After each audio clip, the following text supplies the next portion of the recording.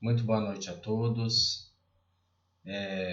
Com muita alegria que a gente pode voltar no nosso grupo de estudos. A gente está adaptando, a essa nova forma de estudar através do YouTube. E a gente também pede desculpa, por essa primeira semana não poder ser ao vivo, porque no domingo eu não vou estar em Bicas.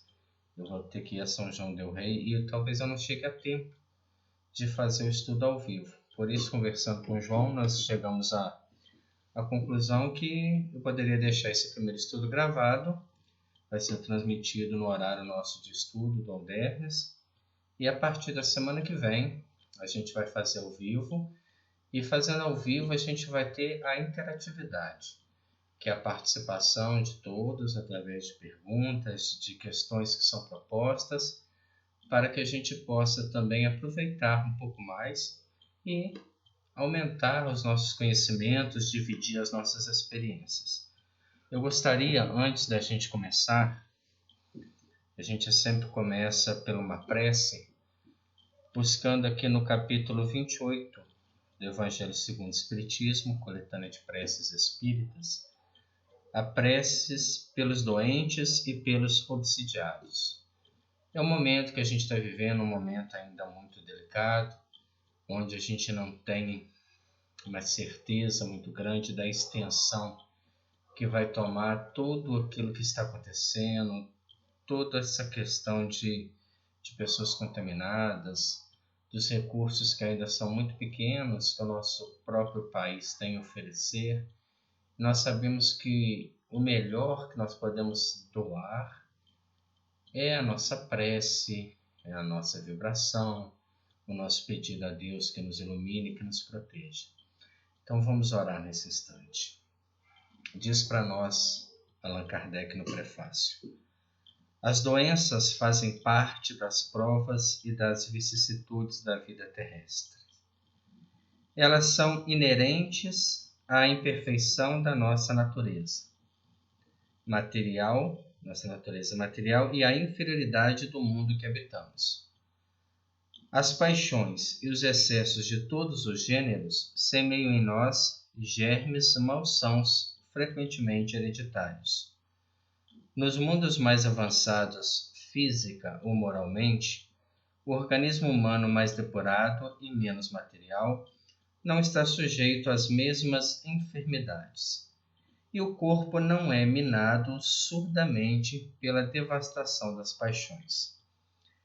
É preciso, pois, se resignar em suportar as consequências do meio onde nos coloca a nossa inferioridade, até que tenhamos mérito de trocá-lo. Isso não deve nos impedir à espera do mérito de fazer o que depende de nós para melhorar a nossa posição atual. Mas, se malgrado os nossos esforços a isso não pudermos chegar, o Espiritismo nos ensina a suportar com resignação nossos males passageiros. Se Deus não tivesse querido que os sofrimentos corporais fossem dissipados ou abrandados em certos casos, não teria colocado os meios curativos à nossa disposição. Sua previdente solicitude a esse respeito, de acordo nisso com o instinto de conservação, indica que é do nosso dever procurá-los e aplicá-los. Ao lado da meditação ordinária elaborada pela ciência, o magnetismo nos fez conhecer o poder da ação fluídica. Depois o Espiritismo veio a nos revelar uma outra força na mediunidade curadora e a influência da prece. Prece por todos nós. Senhor, sois todo justiça. A doença que vos aprouver me enviar, devo-a merecer, pois não fazeis sofrer jamais sem causa. Eu me entrego para minha cura, a vossa infinita misericórdia. Se vos apraz me restituir a saúde, que o vosso santo nome seja bendito. Se ao contrário devo ainda sofrer, que ele seja bendito da mesma forma. Eu me submeto sem murmurar aos vossos divinos decretos, porque tudo o que fazeis não pode ter uma finalidade, senão o bem das vossas criaturas. Fazei, ó meu Deus, que esta doença seja para mim uma advertência salutar, e me leve a meditar sobre eu mesmo. Aceito-a como uma expiação do passado e como uma prova para minha fé, para minha submissão à vossa santa vontade. Isso não quer dizer que nós vamos estar doentes, mas nós somos espíritos doentes. E temos que agradecer a Deus todas as dificuldades, todas as pequenez que ainda nos surgem, todas as dores, todas as perseguições, todas as calúnias fazem parte do nosso despertar espiritual. Bom, voltando ao nosso estudo, que ficou um tanto quanto aí parado, nós estamos no capítulo 24, capítulo da obsessão, e nós vamos voltar um pouquinho sobre a reencarnação de enfermos. Nós paramos justamente no meio desta leitura. Na reencarnação de enfermos, diz para nós: dos abismos expiatórios volvem à reencarnação quantos se mostram inclinados à recuperação dos valores morais em si mesmo. O que ele está falando para nós? O espírito, quando está numa situação difícil no mundo espiritual, quando está sofrendo, quando está no umbral, colhendo frutos da sua própria plantação, porque Deus não é injusto.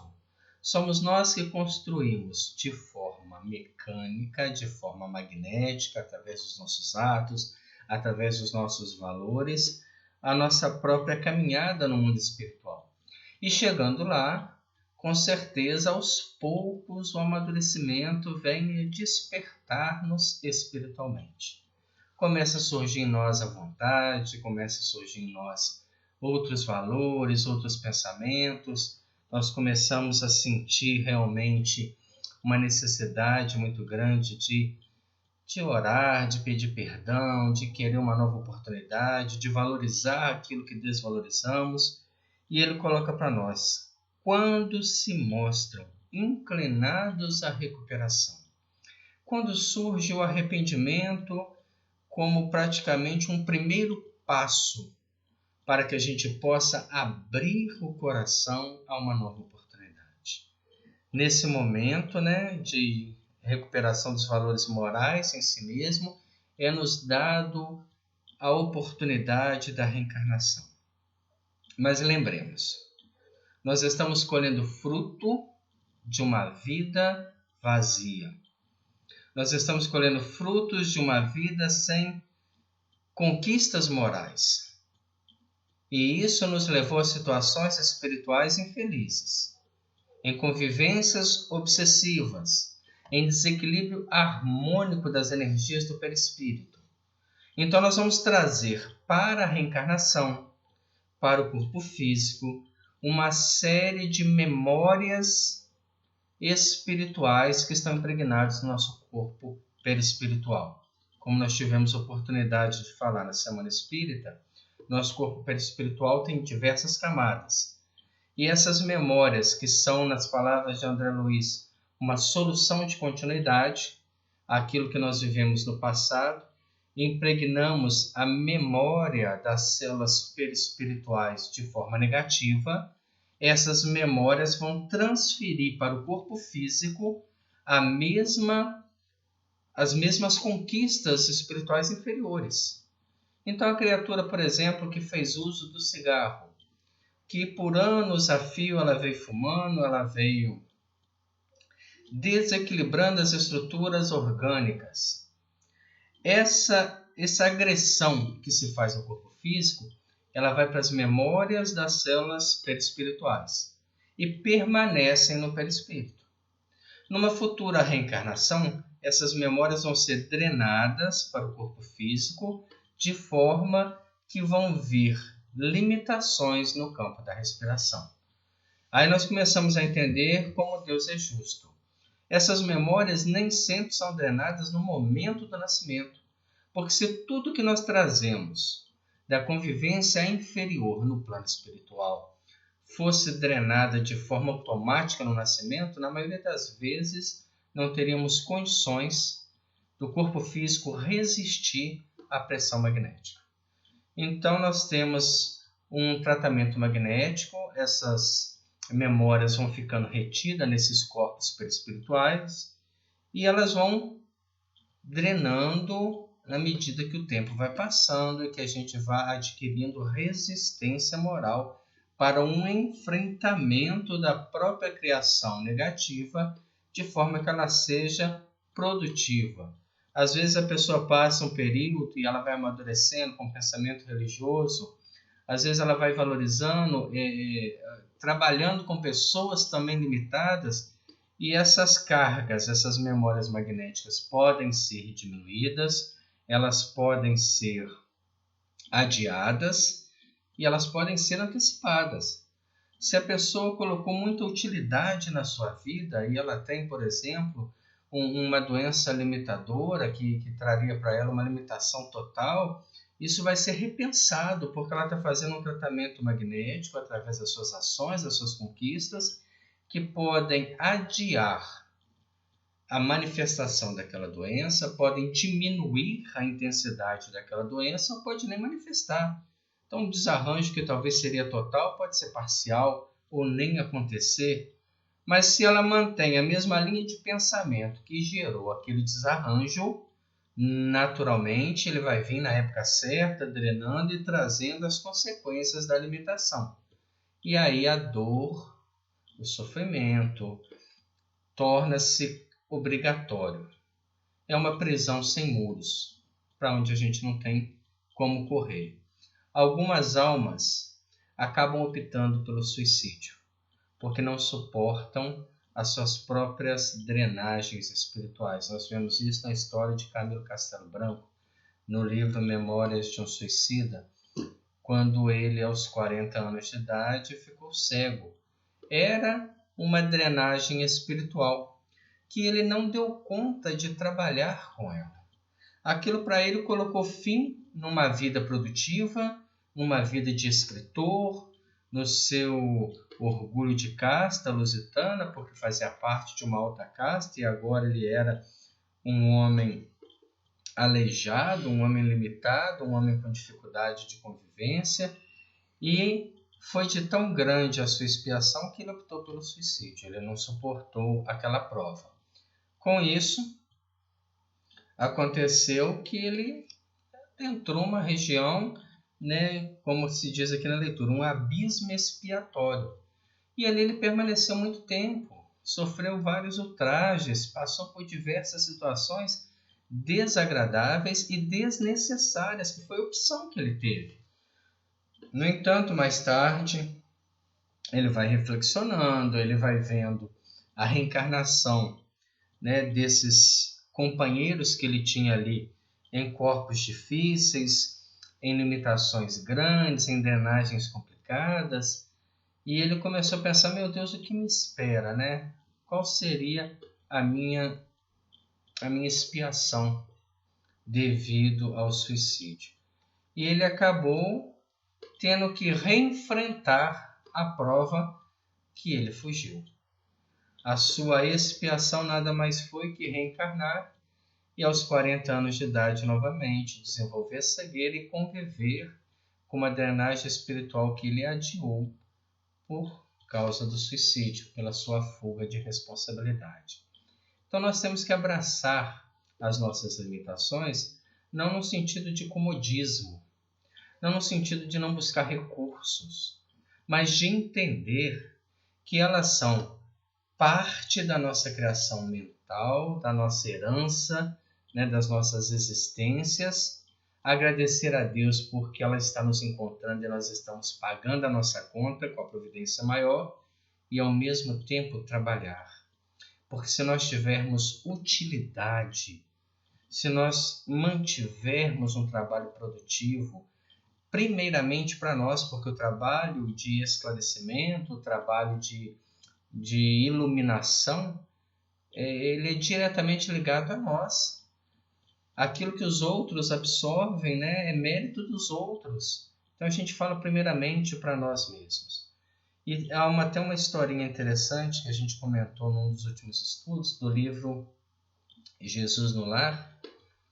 E Jesus, assim, de uma forma pitoresca, mas de uma forma dura, ele nos compara a um animal, a um burro, né? E ele conta a história de um mercador de remédios que morava numa vila, e ele tinha um burrinho que ele montava nesse burrinho e saía distribuindo os remédios nas vilas, na redondeza. E Jesus, falando, né, com os apóstolos, coloca assim, observem aquele animal, né? Quantas vezes ele terá mordido aos companheiros de cela, quantos coices ele deve ter dado, né? Até mesmo nas pessoas que usam ele, mas ele faz um trabalho importante. Então ele merece, palavras do Cristo, né, entre aspas, ele merece ser preservado. Talvez, né, se a gente tem tanta coisa que possa fazer, tanta vontade, tanto recurso de ser útil, a gente também mereça ser preservado. E aí a gente passa a dar e ter sentido na vida. Continua aqui André Luiz. Transportados a novo berço pela reencarnação, comumente entre aqueles que os induziram à queda, quando não se vêem objeto de amorosa ternura por parte de corações que por eles renunciam à imediata felicidade nas esferas superiores, são resguardados no recesso do lar. Todo retorno dos espíritos que vêm das regiões umbralinas é um retorno complicado. Mesmo das criaturas que vêm das esferas espirituais e que trazem ainda uma memória magnética negativa, uma memória mental negativa de atitudes do mal, de corrupção de valores éticos, de perseguição à humanidade, vão trazer consigo uma série de problemas de ordens mentais, emocionais, afetivas, comportamentais, de desequilíbrios tantos, e isso faz com que o próprio lar seja a primeira célula receptora dessas almas, não por acaso. Não é à toa que você tem um filho problemático, não é à toa que alguém na sua família adoece e se torna, né, ou passa a ter uma vida vegetativa. É um compromisso de uma família, é um compromisso grande. Nós precisamos saber agir diante desse compromisso. Há pouco tempo eu assisti um vídeo que me marcou muito. Eu fiquei assim, observando a grandeza de uma mãe. Ela tinha um filho cego, criança muito bonita, cego de nascença, e ela colocou uma panela na mão do menino e falou assim: você vai levar na casa da sua avó. A casa da avó ficava no quintal da casa dela, mas tinha todo um caminho, uma rampa para subir. E aquela criança, né, com 4, 5 anos de idade, carregando aquela panela com dificuldade, né, caiu na subida, chorou, mas levantou, foi tateando, né, subindo e chegou lá. E a mãe filmando, estava do lado. Eu pergunto para você acha que aquele coração materno não sofreu? Não doeu lá dentro? Mas o mais importante é que ela deu ao filho dignidade. Ele vai conseguir, nesta existência, alcançar o máximo dos seus recursos, porque ela não teve dó de si mesma e nem do filho. Ela tem a dor do sentimento de ver alguém sofrendo, principalmente um filho. Mas ela não se abateu com a limitação, ela ensinou ele a ser o máximo produtivo dentro da sua limitação. Isso é o dever. Esse é o sentimento que está lá no inconsciente, que nós sabemos que temos responsabilidade por ele estar na escuridão. E temos a obrigação de iluminar a sua vida. Então é para nós assim uma meditação muito grande. Eu tenho um filho que às vezes tem um talento, mas eu não incentivo. Eu tenho um filho que tem uma problemática, seja ela depressiva, seja ela de ansiedade, e eu finjo que ela não existe. Lembremos que os lares, como diz ele aqui, né? Eles estão ali justamente para quê? Para resguardar. Quem quiser ver alguma coisa assim muito profunda a esse ponto, nós temos no livro Ação e Reação, de André Luiz, um capítulo assim muito pesado sobre a reencarnação de sofredores, que conta a história de Sabino. Eu não vou saber assim exato qual capítulo, mas vai contar a história de uma casinha no meio do mato, de uma senhora que fugiu da sociedade porque ela teve um filho e ele era a deformação humana. Ele tinha uma aparência de um animal. Era um homem que não cresceu, ele era um anão mal formado, ele tinha um rosto totalmente assim, sem feições humanas, ele usava fralda, exalava uma série, né, de odores fétidos, e pelas pessoas debocharem muito dele, e ela preferiu fugir do convívio social e vivia da mendicância para alimentá-lo. E o capítulo é muito bonito porque ela estava prestes a desencarnar, muito doente, e nós vamos ver todos os recursos que a espiritualidade movimentou para que ela não desencarnasse. E aí a gente vê que ninguém está esquecido pelo nosso Pai Celestial. E ali nesse capítulo, eu convido vocês a procurarem, tem na internet, tem até audiolivro para quem tem preguiça de ler, mas tem lá no livro Ação e Reação de André Luiz. É uma história assim profunda, vai mostrar o que foi esse ser no passado, o que foi essa mãe no passado, para que ambos ainda estivessem ligados numa comutação de vida, onde um sustentava o outro numa existência de redenção, onde praticamente estavam apenas sendo esquecidos pelos próprios cobradores. Contudo, continua André Luiz, renascem no corpo carnal, espiritualmente jungidos às linhas inferiores, de que são advindos, assimilando-lhes facilmente o influxo alvitante. Então nós somos herdeiros de nós mesmos. Nós nascemos trazendo toda uma carga magnética que estão nas células perispirituais, que nós contaminamos com as nossas ações, e essas cargas magnéticas aos poucos vão sendo transmitidas ao corpo físico, o que faz com que cada um tenha um talento, que cada um tenha uma dificuldade, que cada um tenha uma identidade espiritual. Nós herdamos dos nossos pais apenas as possibilidades genéticas. Nós desenvolvemos, ligamos esses genes com todos os nossos recursos, com todas as nossas decisões, reações e pensamentos. Reaparecem desse modo na arena física, mas, via de regra, quando não se mostram retardados mentais desde a infância. O que leva a ter uma criança com retardamento mental? Isso é característica de que planeta? De provas e expiações. Imagina um planeta superior onde um seja retardado mental. Não tem como.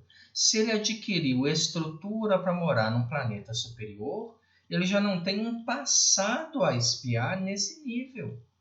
Nós só vamos ter esta realidade porque o nosso passado ainda é complicado. E alguns espíritos corajosos, eles pedem essa prova da hidrocefalia, do retardamento mental, do mongolismo, da síndrome de Down, para que passem uma vida sem se comprometer com valores que vem mantendo durante várias existências. Então, quando a gente tem uma criança, quando nasce no nosso meio uma criança excepcional, e eu me lembro há pouco tempo de um amigo que passou por isso, ele passou umas 2 semanas sem reação. Não é fácil. Você tem, né, ali um mundo de possibilidade para uma criança e de repente você não pode dar a ela tudo aquilo que você queria. E essa própria frustração já é parte de um resgate nosso. Que talvez retiramos de alguém ou mesmo dessa mesma entidade possibilidades e temos uma consciência de culpa de querer oferecer e agora ela não tem uma estrutura kármica que lhe permite, uma estrutura física, uma estrutura biológica. E isso parte da onde? Da sua própria herança espiritual. Então nós temos aí os retardados mentais desde a infância, que são perfeitamente classificáveis entre psicopatas amorais. A criatura já não tem mais um discernimento a partir do momento que ela está livre na sociedade. Então ela vê isso tudo quando parte dela pede: Senhor, me conceda uma prova dentro do retardamento mental. Porque quando estamos em espíritos, nós não enxergamos as dificuldades do corpo. Não enxergamos. Nós temos coragem. Nós pedimos uma série de limitações, isso ainda é filtrado, diminuído, nos dado como oportunidade de trabalho e prestação de serviço. Ou então a gente vem e pede uma religião castradora, aquela que não pode isso, não pode isso, não pode aquilo, não faz isso, só que o pastor manda. Justamente para quê? Para frear. Ou então a gente se perde novamente e acaba tendo compulsoriamente uma reencarnação dentro de uma área dessa. Então, se a gente está aptos, livres, independentes, mentalmente, né, em condição de fazer alguma coisa, que façamos. Não percamos o nosso tempo.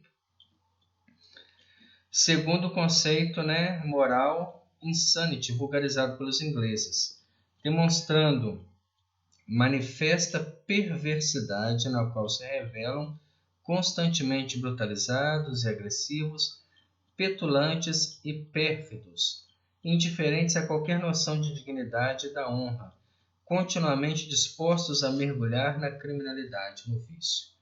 O que ele está falando aí? Da reencarnação de enfermos. Então, se você tem alguém que está disposto, olha as palavras finais, né, a mergulhar na criminalidade, no vício, o que você pode dar? Imagina você sendo um pai, precisando educar. Você tem filhos dispostos a mergulhar na criminalidade, no vício. Você vai limitar. Você vai conter a liberdade. E contendo a liberdade, limitando esse filho, você vai trazê-lo a novas reflexões. Então, uma encarnação dessa, né, dentro desses limites, dessas prisões sem muros, são reflexões profundas para o espírito. Você pega, às vezes, uma criança que tem toda uma limitação e observa ela assim, tenta ensinar ela alguma coisa básica, a fazer uma letra, a colorir um desenho, ela começa devagarzinho, de repente ela fica nervosa, ela não se contém, ela quebra tudo, porque você está ensinando uma coisa muito básica para um espírito que tem um conhecimento muito profundo. E ele não consegue coordenar a matéria. Ele não consegue manter um contorno, colorir dentro de um espaço limitado, delimitar uma letra, coisas que é banal para ele em espírito, mas estando encarnado, está preso.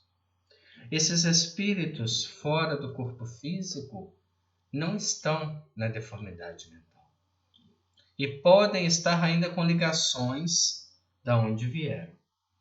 Por isso a prece é importante, o passe é importante, a evangelização da família, o culto no lar, para que eles cortem vínculos, para que não sejam intermediários de espíritos, para que não dependam de tratamento químico a vida inteira para evitar crises de nervosismo, de brutalidade, de quebrar tudo pela sua própria revolta ou expressando ondas mentais inferiores.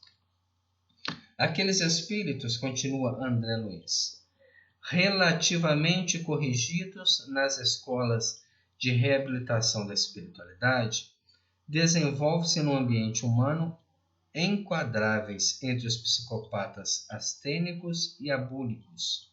Aí ele ainda coloca assim, né, espíritos relativamente corrigidos. Por que relativamente? Porque não há na espiritualidade nenhum tipo de brutalidade. Ninguém vai arrancar do espírito valores.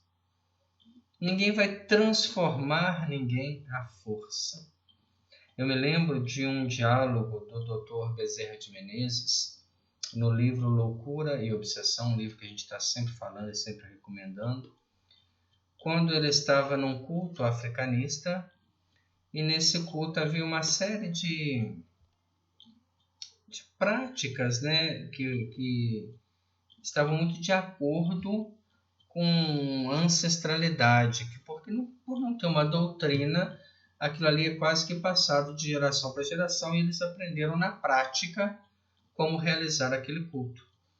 Então, o Dr. Bezerra usa um termo, né, que a gente também comentou há pouco tempo, dizendo isso. Nós temos que evitar, né, de retirar crença das pessoas, a fórceps de verbalismo inoperante. Então, a espiritualidade trabalha mais ou menos dessa forma. Não vai se arrancar de ninguém uma crença. Não vai se arrancar valores. Então, nós vamos estar relativamente corrigidos. É nos apresentada uma proposta. A nível espiritual é te dada oportunidade. Você quer? Temos um caminho, temos uma proposta. Nós temos escolas religiosas, nós temos aí condições de você prestar algum serviço à sociedade, de você trabalhar de repente numa área que você seja útil, que você possa desenvolver um trabalho sério, que você possa ser igual o burrinho lá no mercador de remédio, do mercador de remédio, você possa transportar-se, ter uma utilidade. Até a mediunidade se enquadra nisso, porque às vezes ela vem para nós a nível expiatório, para que a gente traga nela uma oportunidade de servir. Aí você vê mediunidades, né, ostensivas na área da cura, na área da iluminação, da comunicação, trazendo mensagens. Não é para que haja um envaidecimento, mas sim para que a pessoa aproveite aquilo ali como uma tábua de salvação. Quantas doenças estão nesse quadro, né? Como nós citamos também na Semana Espírita, a doença de Peixotinho. Ele sabia que aquela asma, ela não teria cura. Ela seria para ele uma drenagem espiritual de um passado complicado, como os problemas de saúde de Chico Xavier, que escolheu dentro dessa encarnação de bênção, né, se libertar de tudo que ele tinha do passado. Aí ficou cego de uma vista, glaucoma da outra vista, ele chegou a infartar, ele teve tuberculose, ele tinha angina, e nem por isso parou de servir. Então, às vezes, a gente está com a dorzinha na perna, com o joelho inchado, com a dificuldade, e fica glorificando a doença, e fica valorizando demais a nossa inferioridade. Com isso, nos dificulta muito a tomada de decisão. Cura, como a gente estudou lá, né, é uma questão de empoderamento pessoal. A pessoa toma decisões, a pessoa cresce, ela admite aquilo ali como uma dificuldade e trabalha para se libertar. Então a gente precisa entender que nós somos corrigidos, né, relativamente. Nós tivemos propostas na espiritualidade. Não quer dizer que essas propostas estão sendo aplicadas na vida. E aí aqueles que não aplicam desenvolvem, né, no ambiente humano enquadráveis entre psicopatas, astênicos e abúlicos. São os imprudentes, são os extravagantes, fanáticos, nervosos, que são os hipertímicos, né, ou identificáveis como representantes de várias doenças e delírios psíquicos, inclusive aberrações sexuais diversas. Então, qualquer desequilíbrio é um ponto de reflexão. Se fizéssemos uma autoanálise honesta, como Santo Agostinho propõe, ele que também tinha grandes reflexões na vida, a história de Agostinho de Hipona é uma história muito bonita. Ele até os 27 anos de idade, ele praticamente não aceitava Jesus, não aceitava a fé, era uma pessoa materialista, mas depois ele vai conquistando novos valores e a partir daí ele se torna uma grande personalidade do Evangelho. Tão grande que ensina para a gente, espíritos também deficitários, esta reflexão que está no final do Livro dos Espíritos. E nessa reflexão, o que ele ensina para nós? Se a gente, no final de um dia, fizer uma autoanálise do nosso comportamento, das nossas atitudes, de todos os nossos encontros com as pessoas naquele dia, tudo aquilo que eu fiz, tudo aquilo que eu deixei de fazer, todo o bem que eu pude fazer e não fiz, todo o mal que eu podia ter evitado e não evitei, eu vou começar a ter parâmetros do meu comportamento ou da minha sanidade mental e espiritual. E a partir daí, e tem que ser honesto, não adianta eu falar assim, não, mas isso daí todo mundo faz, tá certo? Não, eu fingi que não vi, mas isso daí não tem importância. Está lá na questão 642 do Livro dos Espíritos. É o bem que você pode fazer no limite das suas forças. Somos responsáveis pelo mal que surge do bem que deixou de ser feito. Isso a nível, de pensamento, a nível de palavras e de atitudes. Então, se eu chegar à noite, antes de dormir, não faz depois que dormir não, que já estou obsidiado, mas antes de dormir, faz a sua prece, conversa com a sua consciência. Meu Deus, no dia de hoje, eu tive tantas horas, como que eu agi com a vida? Eu agi com honestidade? Eu fui uma pessoa que viveu a fé que professa?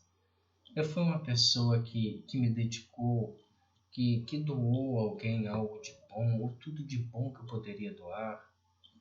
Realmente, eu fiz algo de útil? Esse dia para mim teve valor? Porque enquanto os dias não tiverem valor, nossa encarnação está sendo a repetição de ciclos. E aí a gente está vendo que nós somos reencarnações de enfermos que continuamos enfermos. A busca da cura vai estar justamente nisso. Quando eu tornar minha vida útil, ou quando, pelo menos na equação final do meu dia, eu tiver tido mais atitudes no bem do que atitudes no mal. E aí a gente passa para um outro campo que André Luiz vai falar para nós, que é a obsessão e a mediunidade. Lembremos que o mecanismo obsessão-mediunidade é o mesmo. Na mediunidade, nós estamos sendo intermediários, palavra de Allan Kardec, entre dimensões diferentes do pensamento. Nós estamos filtrando ondas mentais dos nossos irmãos espirituais que vão sendo receptadas pela glândula pineal, decodificadas e transmitidas, seja a nível de palavras, seja a nível de mensagens escritas e de outras formas que a mediunidade se expressa. A obsessão também caminha nesse ponto. Ela é, na verdade, uma transmissão mental, e aí ela vai estar apoiada também em valores morais, que cria não só uma afinidade magnética, mas também uma afinidade fluídica, da onde um pensamento negativo, um pensamento ruim, porque a obsessão sempre parte de espíritos que mantêm esse pensamento negativo, vão sendo direcionadas e acopladas no pensamento humano e transformadas em atitudes. Então, o mecanismo da obsessão e da comunicação mediúnica é o mesmo. Mas aqui ele vai dizer para nós sobre obsessão e mediunidade. E coloca para nós da seguinte forma: tais enfermos da alma. Tem até uma vírgula aí para a gente respirar, né? Não existe enfermo do corpo. Todo corpo doente é a expressão de uma alma doente. A alma é doente porque escolheu ser doente.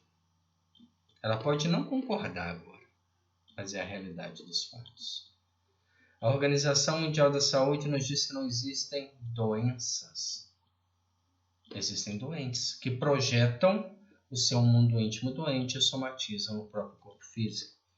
Então, esses enfermos da alma, que ele vem falando logo atrás, na reencarnação dos enfermos, tantas vezes submetidos sem resultado satisfatório à insulina e à convulsoterapia, os tratamentos da época.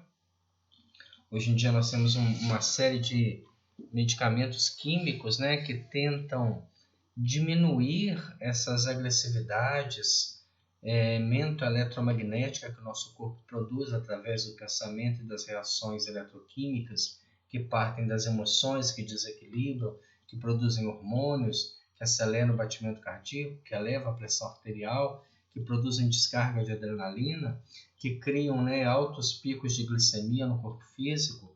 Mas naquela época nós tínhamos 2 tratamentos, a insulina e a convulsoterapia. E quando recomendados ao auxílio dos templos espíritas, será que essas pessoas poderão ser tidas como médiuns? Imagina um ser que tem um grande desequilíbrio mental, que passou por uma série de tratamentos, que não apresentou nenhum tipo de melhora. A gente olhando para uma criatura dessa, a gente pode classificar como médium? Na acepção da palavra, sim, porque todos somos. Todos somos médiuns que expressam correntes mentais. Todos nós estamos exprimindo a qualquer momento, a qualquer instante, ligações que fazemos automaticamente com o mundo espiritual. E, no caso, essas pessoas, né, que são enfermos reencarnados, diz para nós André Luiz, sem dúvida são médiuns, doentes, afinizados com os fulcros de sentimentos desequilibrados, de onde ressurgiram para um novo aprendizado entre os homens. Então, essas criaturas que encarnam, mesmo deficientes, mesmo retardados, mesmo limitados, trazem ligações do seu passado. Todos nós trazemos.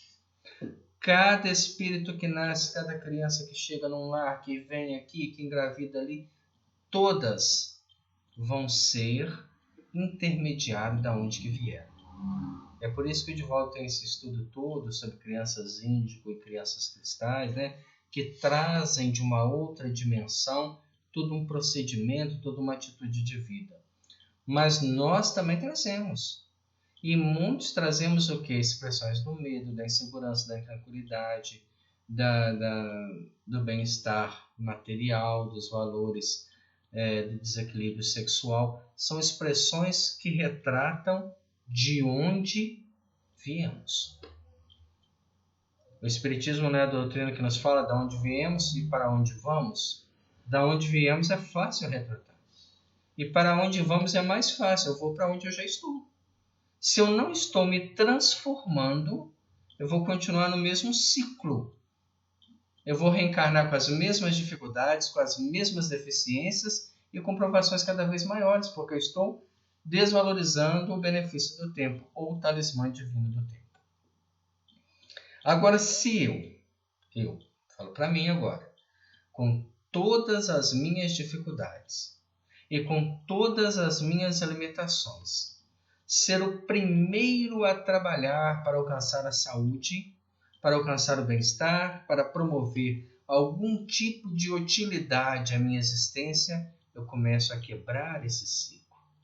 Eu começo a cortar as minhas ligações com aqueles fulcros passados e começar a intermediar outras ondas de energia, outras vivências espirituais diferentes. Então a gente precisa o quê? Né? Aprender entre os homens. É o que ele termina a frase dizendo, né? Sem dúvida são médios doentes, afinizados com os fulcros de sentimentos equilibrados de onde ressurgiram, para novo aprendizado entre os homens. Toda encarnação tem uma função de nos ensinar. Se eu sair dessa encarnação atual da mesma forma que eu entrei, nós vamos repetir as palavras de André Luiz, quando ele diz, joguei minha existência fora. Só que André Luiz diz isso, né, sendo uma pessoa que dedicou muito à ciência e que deixou um legado. Não é o meu caso. O meu caso é reaproveitar a encarnação como uma grande oportunidade de melhorar sentimentos, pensamentos e emoções.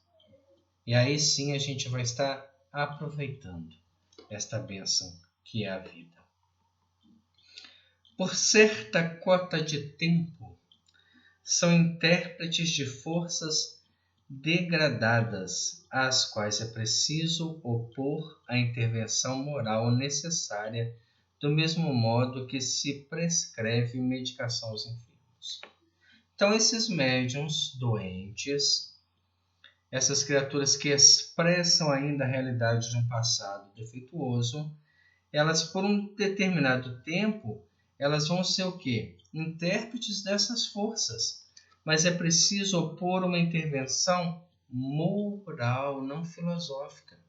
Não adianta você chegar para um filho seu e falar assim: meu filho, eu não quero que você faça uso do cigarro. Mas eu fumo. Que moral que eu tenho? Não tem aquela passagem de Gandhi, né? Uma passagem muito antiga, muito comentada, mas extremamente assim, propícia dentro da educação, da mãe que levou o filho porque Gandhi já era respeitado como uma autoridade, né, dentro da sua crença, dentro daqueles que o idolatravam como um Mahatma, né, que significa o espírito que anda. E ela levou o filho porque o filho era diabético e não conseguia parar de comer açúcar. Então ela queria que Gandhi convencesse ele. Ela leva ele para uma experiência para que ele realmente assim pudesse, naquela devoção que tinha um homem que praticamente viveu uma vida dos santos, pudesse sensibilizar aquela alma viciosa e que não queria mudar. Então ela entrou numa fila muito grande, muitas pessoas buscavam consolação, e quando chegou a vez dela, ele atendeu ela com muita simpatia. Ela disse assim: eu preciso muito da sua ajuda, porque meu filho é diabético e ele não consegue parar de comer açúcar. Por mais que eu tente, por mais que eu fale, por mais que eu instrua ele sobre a importância dele ter novos hábitos para a sua vida, sua saúde está já correndo risco e ele não para. E ali, Gandhi olha o sofrimento da mãe, a deficiência da criança e a sua intimidade. Aí ele fala com ela: eu não posso fazer nada hoje, você volte daqui a uma semana. E a mulher ficou assim: poxa, uma coisa tão simples, uma coisa tão corriqueira, eu só queria que ele, na sua autoridade religiosa, dissesse. Mas acreditou na proposta e uma semana depois voltou. Voltou com aquele jovem, enfrentou toda aquela fila, chegou lá nele e falou assim: eu estou trazendo aqui meu filho, né, para que o senhor diga a ele, né, e contou toda a história de novo. E ele lembrou da história, olhou para a criança, dentro dos olhos, né, com profundidade, disse: agora eu estou te pedindo, eu estou te instruindo e estou te orientando. Pare de comer açúcar. Olhou para a mãe e disse: está feito. Ela falou: não. O senhor não fez eu voltar aqui só para isso. Eu tive aqui semana passada, eu enfrentei essa fila. É o tempo, é as intempéries, é o frio, é a chuva, é a multidão. Por que o senhor não falou isso na semana passada? E aí Gandhi faz justamente essa intervenção moral dizendo: na semana passada eu ainda comi açúcar. E eu não posso ensinar algo que eu não esteja me esforçando para viver. Durante essa semana eu parei de comer açúcar, então eu tenho como falar sobre isso para alguém que precisa parar. Às vezes a gente quer ensinar tanta coisa que não ensinou nem para a gente mesmo. Seja como médium, como orador então é danado para isso, né? Chega lá na tribuna e fala: nós temos que perdoar, nós temos que orar por quem nos persegue, por quem nos caluniam, desde que não seja comigo. Porque eu não estou disposto ainda a fazer isso. Então, aqui ele já deixa bem claro para nós: é preciso de uma intervenção moral necessária. Do mesmo modo que você precisa de quê? Da prescrição de medicamentos para enfermo. A gente monta um trabalho mediúnico, que é a proposta aqui da nossa casa, que está parcialmente, né, adiada pelos recursos que a gente está tendo, pelas divergências, pelas questões sanitárias que nós temos obrigação de obedecer. A partir daí, vamos montar. Aí a gente quer o quê? Um grupo em condições que a espiritualidade tenha campo para trabalhar. Como que ela vai ter campo para trabalhar? Ela precisa de pessoas que expressem o pensamento deles. Aí eles vêm trazer para nós uma mensagem sobre renovação. Olha, para o grupo não tem ninguém preocupado com isso. Eles vêm trazer para nós uma mensagem sobre continuidade, sobre seriedade de trabalho, sobre despertamento espiritual. Olha, para o grupo, cada um vivendo a sua dimensão do interesse pessoal. Não vai funcionar, gente. Se nós não nos educarmos, não interpretaremos um pensamento superior. Nós precisamos de ter a disciplina e sermos a mudança que queremos implantar. Não estamos enganando ninguém. Por isso que a gente tem todo esse cuidado de organizar, de reformular o trabalho, para que quando ele venha a acontecer, ele esteja fundamentado em algumas questões básicas, que é comprometimento com a doutrina espírita, comprometimento com o DERNES, com as reuniões públicas de estudo e de passe. Todo mundo que quiser trabalhar na reunião mediúnica vai estar enquadrado nessas questões, porque a casa precisa de trabalhadores. Nós não precisamos de intermediários. Isso nós já somos. Somos das correntes mentais, somos dos pensamentos, e na maioria das vezes os mais inferiores possíveis. Nós queremos inverter esse processo e trazer para a nossa realidade, e trazer para melhora, de trabalhadores, de qualidade de trabalho, de oferecer realmente a espiritualidade recursos para que ela possa, através de nós, encontrar também toda uma atividade maior, toda uma produtividade mediúnica de ordem superior. Trazendo consigo, diz André Luiz, as sequelas ocultas da internação na província purgatorial que envolvem pela porta do berço terrestre, exteriorizam ondas mentais viciadas que lhes alentam as disfunções dos implementos físicos. Ondas essas pelas quais recolhem os pensamentos das entidades inferiores a lhes constituírem a cobertura da retaguarda. O que ele está falando para nós? Nós trazemos sequelas ocultas.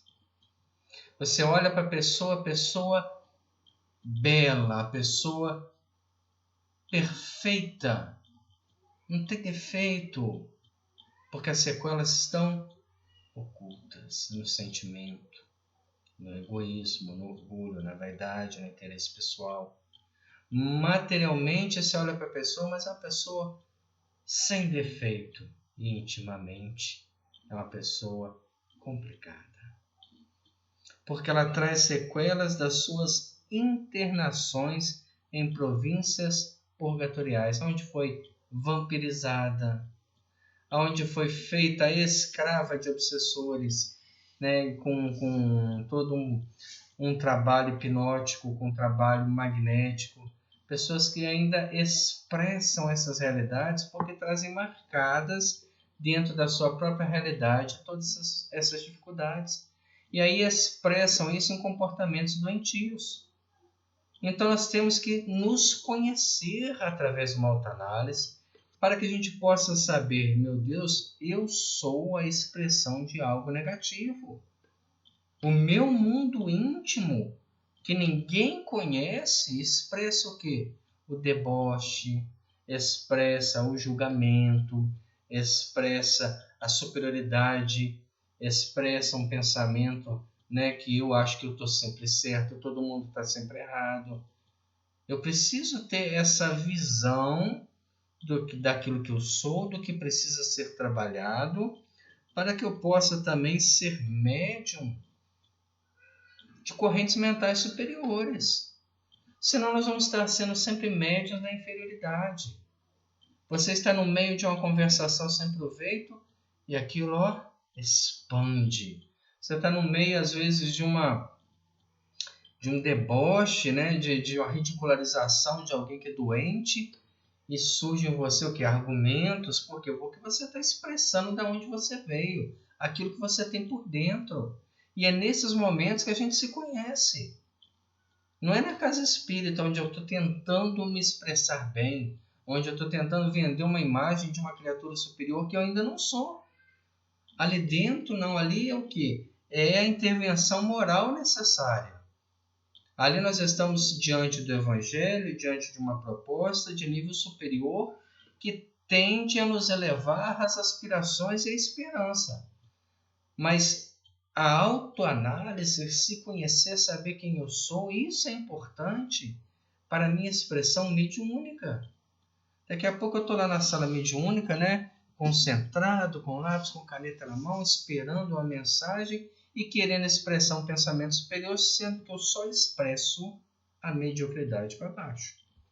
Então, qualquer coisa superior que eu coloque é animismo, é mistificação. Porque não há o quê? Uma reciprocidade moral com a mensagem. Nós vendemos uma imagem muito falsa da nossa integridade.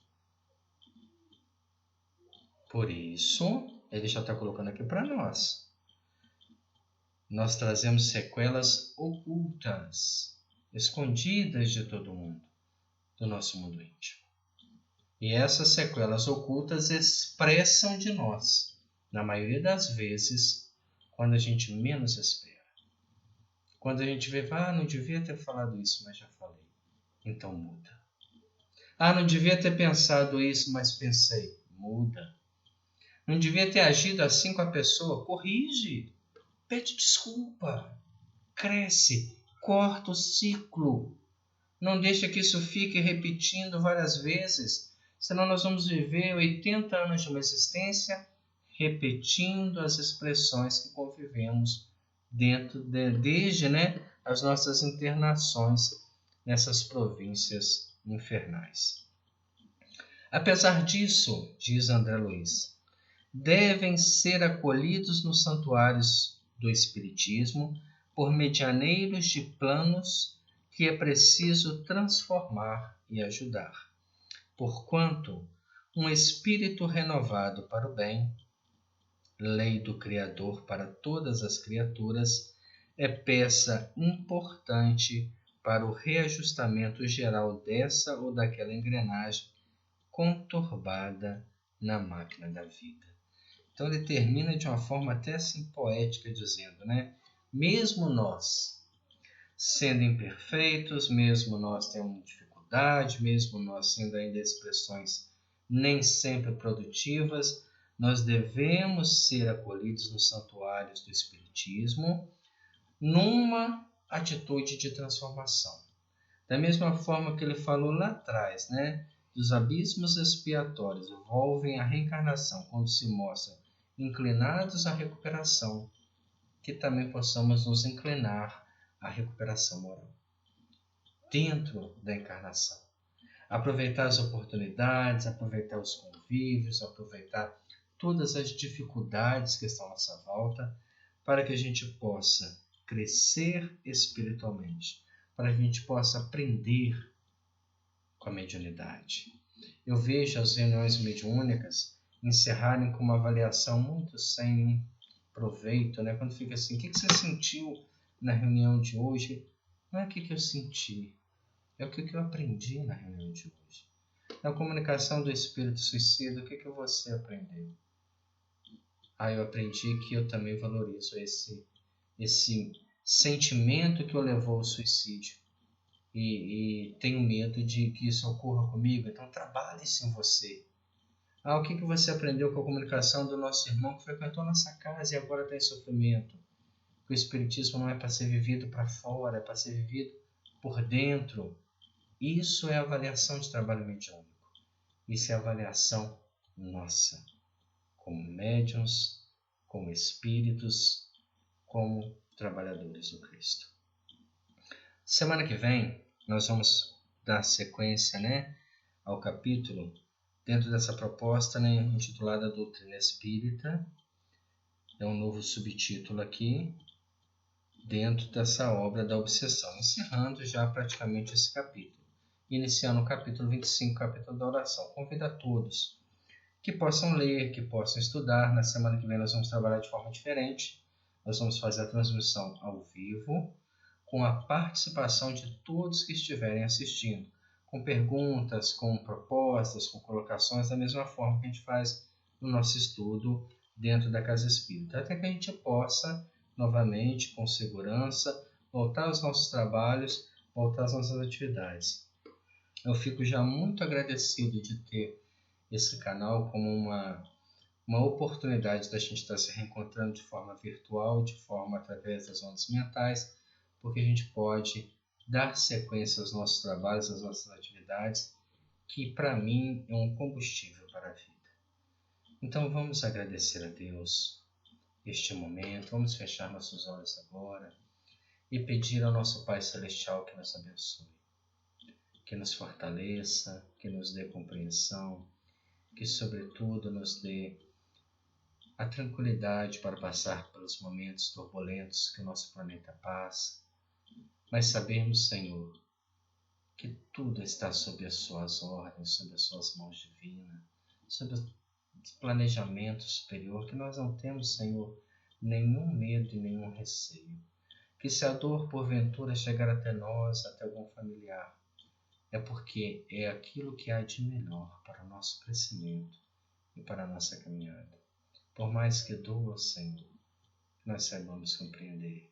Abençoe os nossos irmãos que estão partindo para o mundo espiritual, que não levem consigo, Senhor, nenhuma revolta, que abram seus corações à vida espiritual única e imortal que aguarda cada um de nós. Muito obrigado por este momento, por essa oportunidade. Permaneça conosco hoje, agora e sempre. Que assim seja, Senhor. E nós aguardamos todos na próxima semana para darmos sequência ao nosso estudo. Até lá.